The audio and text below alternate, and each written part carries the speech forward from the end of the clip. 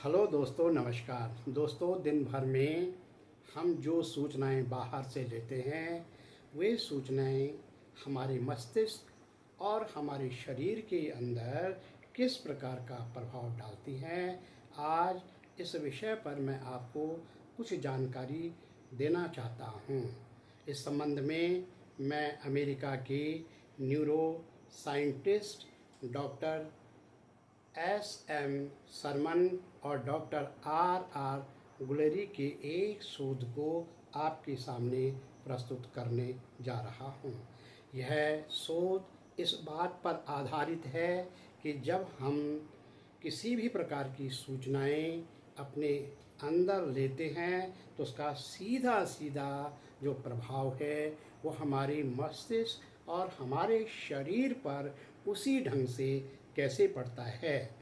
इसमें मुख्य रूप से मस्तिष्क के दो मुख्य भागों पर चर्चा की जाती है। इसमें हमारे मस्तिष्क के अंदर दो फिल्टर्स होते हैं, जिसमें पहला फिल्टर होता है थैलमस और दूसरा फिल्टर होता है प्री फ्रंटल कोर्टेक्स। यह जो पहला फिल्टर है थैलमस, यह एक मोटा मोटा फिल्टर के रूप में काम करता है, जबकि प्री फ्रंटल कोर्टेक्स ये बारीकी से चीज़ों को अध्ययन करता है। यह थैलमस हमारे मस्तिष्क के बीच में होता है और यह हमारे संपूर्ण बाहर से आने वाली सूचनाओं को, यानी कि जो हम देखते हैं, जो हम सुनते हैं, जो हम महसूस करते हैं शरीर या मसल्स के जरिए हमारे अंदर आती हैं, या जो सूचनाएं हमारे टेस्ट यानी चखने से हमारे अंदर आती हैं, उन सभी सूचनाओं को यह थैलमस ग्रहण करता है। सूचनाएं इसमें आ जाती हैं। यहाँ पर यह समझने लायक बात होगी कि जो सुगंध संबंधी, सूंघने संबंधी सूचनाएं हैं उन पर यह थैलमस कुछ भी काम नहीं करता है। अब जैसे ही वे सूचनाएं थैलमस में आती हैं, थैलमस के इस प्रकार से दो व्यवहार होते हैं। पहला व्यवहार तो यह होता है कि वह कुछ सूचनाओं को जो कि खास नहीं होती हैं, उपयोगी नहीं होती हैं, सामान्य होती हैं, उनको वो वहीं पे रोक लेता है। जबकि दूसरी तरफ जो सूचनाएं उपयोगी या खास या अच्छी होती हैं, जिनकी तीव्रता बड़ी होती है, उन सूचनाओं को यह थैलमस अच्छे से आगे बढ़ा लेता है। अब जैसे ही ये सूचनाएं थैलमस से आगे बढ़ती हैं तो ये तीन भागों में विभाजित हो जाती हैं। सबसे पहला है वे सूचनाएं जो थैलमस से आगे देखने के लिए प्रयोग में आती हैं, यानी जिस पे हम दृश्य का अनुभव करते हैं, दृश्य से संबंधित होती हैं। वे तमाम सूचनाएं जो देखने से संबंधित होती हैं वे हमारे विजुअल कॉर्टेक्स, जो कि हमारे ऑक्सीपिटल लोब का हिस्सा होता है, उसमें चली जाती हैं। और यहाँ पर इसका अपना व्यवहार होता है कि वह उन चित्रों को प्रदर्शित करता है, छवियों के रूप में इन सूचनाओं को प्रकट करता है। इसके बाद दूसरा है वे तमाम सूचनाएं जो कि सुनने संबंधी हैं, आवाज़ संबंधी हैं, वो तमाम सूचनाएं हमारे ऑडिटरी कोर्टेक्स में चली जाती हैं और यह टेम्पोरल लोब का हिस्सा है। इस हिस्से में ये सूचनाएं उन तमाम आवाज़ों को, ध्वनियों को एनालिसिस कर लेता है, यानी ये ध्वनि किसकी है, कहाँ से आ रही है, इस प्रकार का ये पूर्ण रूप से उसको समझ लेता है। और तीसरे प्रकार का है वो तमाम संकेत या वो तमाम सारे एक्सपीरियंसेस, वो तमाम सारी सूचनाएं जो कि थैलमस से आगे बढ़ती हैं संवेदी सूचनाओं के रूप में। यानी ये सूचनाएं त्वचा संबंधी होती हैं, तापमान कितना है, दर्द कितना है, इन पर आधारित ये तमाम सूचनाएं जब थैलमस से आगे बढ़ती हैं तो यह हमारी सोमाटिक सेंसरीज में चला जाता है और यह हमारी पैरिटल लोब का हिस्सा है। जब ये तमाम सूचनाएं इन 3 लोब्स में जाती हैं तो उसके बाद ये संपूर्ण रूप से हमारे प्री फ्रंटल लोब तक पहुंच जाती हैं।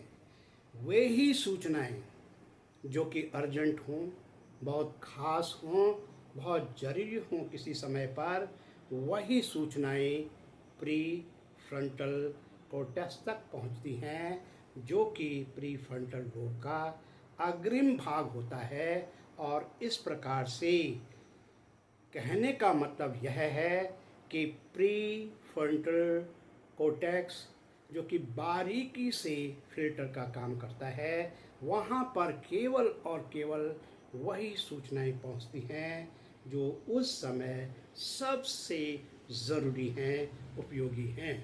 और जब ये सूचनाएं प्री फ्रंटल कॉर्टेक्स में चली जाती हैं, उसके बाद ये उस पर सोच या निर्णय या प्लानिंग कर लेता है, तो अब सीधे सीधे ये सूचनाएं फिर से थैलमस में आ जाती हैं।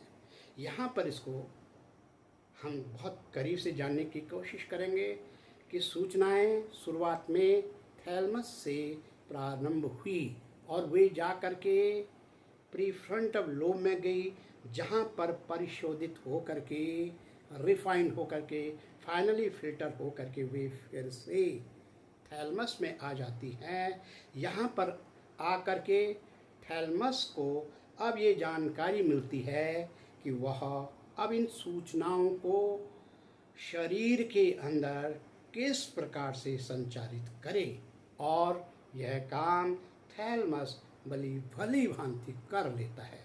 यानी अब ये सूचना हमारे प्रीफ्रंटल लोब से थैलमस में आ करके एक प्रकार का ये लूप बना लेती है, जिसे हम थैलमा कॉर्टेक्स लूप के नाम से जानते हैं। और जब ये लूप तैयार हो जाता है तो अब ये तमाम सूचनाएं शरीर के अंदर उसी ढंग से कार्य करने लगती हैं। यदि सूचनाएं बहुत अच्छी होंगी तो स्वतः ही हमारे शरीर के अंदर उनका प्रभाव भी अच्छा ही रहेगा।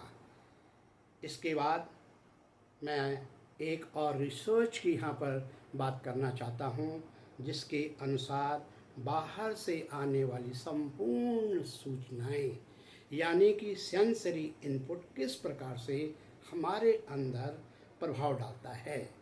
सबसे पहले मैं बात करना चाहता हूँ, जो भी हम देखने के जरिए इनपुट लेते हैं वह 80% हमारे अंदर जाता है आँखों के जरिए। दूसरा, कानों के जरिए हमारे अंदर जो सूचनाएं जाती हैं वो केवल 10% ही होती हैं। जबकि हमारे शरीर यानी त्वचा से, मसल से हमारे अंदर जो सूचनाएं जाती हैं वह केवल 5% होती हैं। और हम जो चखने का, स्वाद लेने का काम करते हैं, उससे हमारे अंदर केवल 3% सूचनाएं आती हैं। और इस प्रकार से खुशबू से हमारे अंदर केवल 2% ही सूचनाएं प्राप्त होती हैं। एक अन्य शोध के अनुसार ये तमाम सूचनाएं जो हम ग्रहण करते हैं, लेते हैं, उनके कारण हमारी याद किस प्रकार तरोताज़ा होती है, उस रिसर्च के अनुसार जो भी सूचनाएं हम देख करके प्राप्त करते हैं वह 30% हमारी उपयोग में याददाश्त बढ़ाने के काम आती है। लेकिन जो सूचनाएं हम केवल सुन करके लेते हैं वह सूचनाएं केवल 20% ही हमारे लिए उपयोगी होती हैं। अब गौर करते हैं, जब हम किसी शिक्षक का पढ़ाया हुआ समझते हैं तो जो वो दिखाते हैं, जो हम देखते हैं या जो हम सुनते हैं, ये कुल मिलाकर के कक्ष में हम केवल मात्र 50% ही उसका प्राप्त करते हैं। उसकी उपयोगिता हमारे लिए अभी केवल मात्र 50% है। अब यदि हम इसको और बढ़ाना चाहते हैं तो अब ये पूरा का पूरा ब्रेन के अंदर जो प्रोसेस हुआ है उसको शरीर के अंदर भी ट्रांसफ़र करने की ज़रूरत है, ट्रांसप्लांट करने की ज़रूरत है। यानी कि जो हमने देखा, जो हमने सुना, जो हमने अभी तक पता किया, उसको अब उपयोग में लाना अति आवश्यक है। जो पढ़ाया गया उसको रिवीजन करना है, उसका उपयोग करना है। इसकी वैल्यू मेरे लिए कितनी है, कहाँ कहाँ मैं इसका उपयोग करूँगा, इसको जब हम जोड़ने की कोशिश करते हैं तो अब इस पूरे की उपयोगिता हमारे लिए 90% से ऊपर हो जाती है। इस प्रकार से बहुत स्पष्ट है कि केवल देखने या सुनने मात्र से ही कोई भी सूचना हमारे लिए खास नहीं बन पाती है।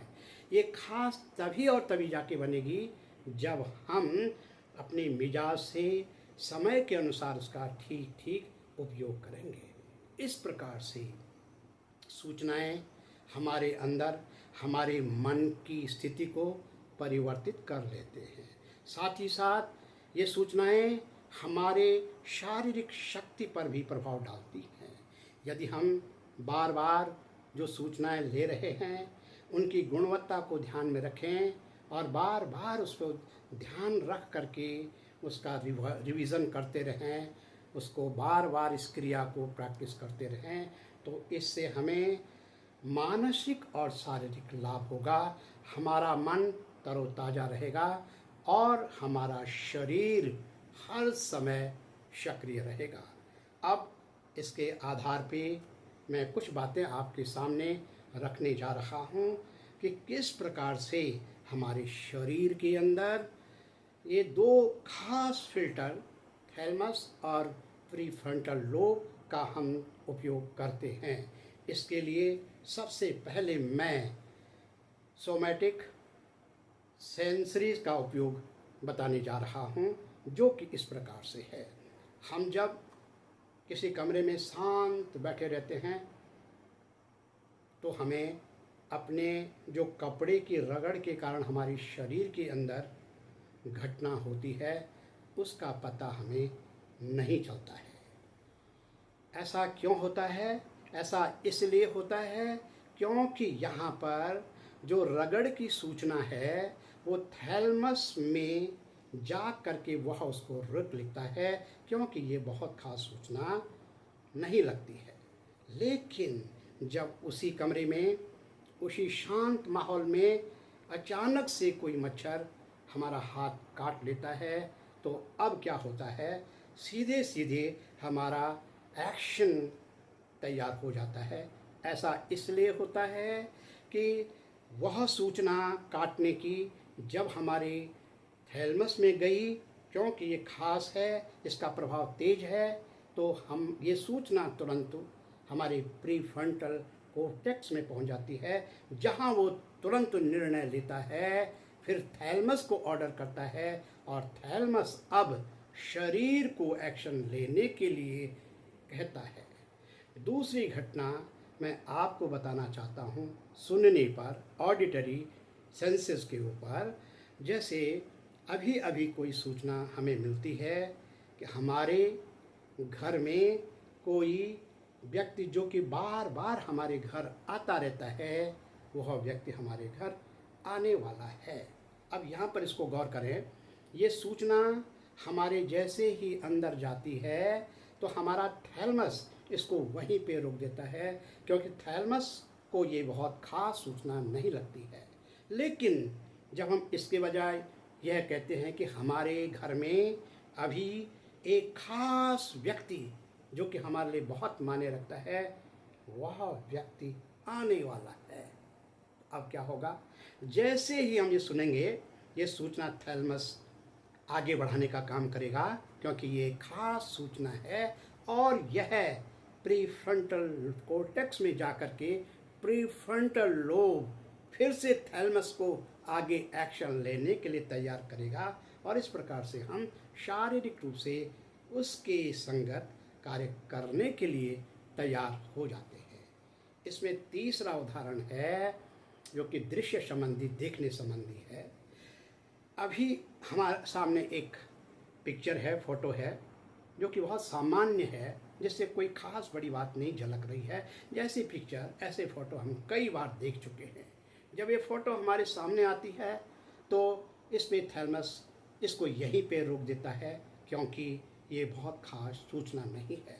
लेकिन जब इस फोटो की जगह पे कोई दूसरे फ़ोटो अभी अभी रख दी जाए जो कि एक महान व्यक्ति की है, हमारे रोल मॉडल की है, जिससे हम सबसे ज़्यादा प्रभावित होते हैं, तो अब क्या होता है? अब थैलमस चूँकि बहुत खास है, इस सूचना को आगे बढ़ा देता है और प्रीफ्रंटल लोब तक उसको एकदम से प्रेषित कर लेता है और वह प्रीफ्रंटल कॉर्टेक्स इसमें जल्दी से एक्शन ले करके, निर्णय ले करके उसे थैलमस के पास आगे आवश्यक क्रियाओं को, प्रतिक्रियाओं को जुटाने के लिए कहता है और हम उसकी संगत तैयारी कर लेते हैं। ठीक ऐसे ही मैं अंत में एक उदाहरण आपके सामने रख रहा हूँ। अभी यहाँ पर एक कोई लेडी, औरत आ रही हैं।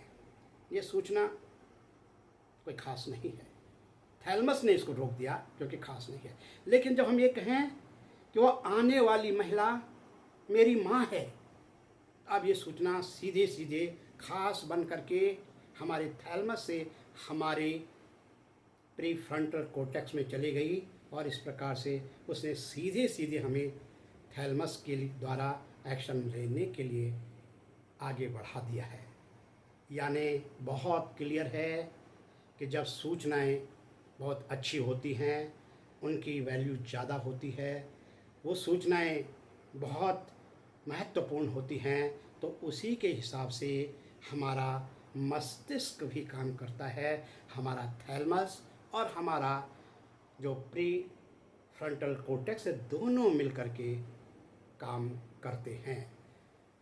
ठीक इसको यूँ समझा जा सकता है कि यदि आजकल की भागदौड़ की ज़िंदगी में हम बड़ा काम करना चाहते हैं तो हमें अपने एक एक सूचना जो हम अपने अंदर भर रहे हैं उस पर ध्यान देना होगा, क्योंकि जब हम एक एक सूचना को अपने अंदर रीप्रोग्रामिंग के रूप में भरते रहेंगे तो इसके कारण हमारा मस्तिष्क और हमारा शरीर दोनों आपस में जुड़ करके काम करेंगे और इससे हमारे अंदर एक नई सोच, एक नई ऊर्जा बनेगी। इससे हमारा व्यवहार, इससे हमारा व्यक्तित्व बनेगा और हमारे अब आगे बढ़ने की चांसेस और बढ़ जाएंगे। धन्यवाद।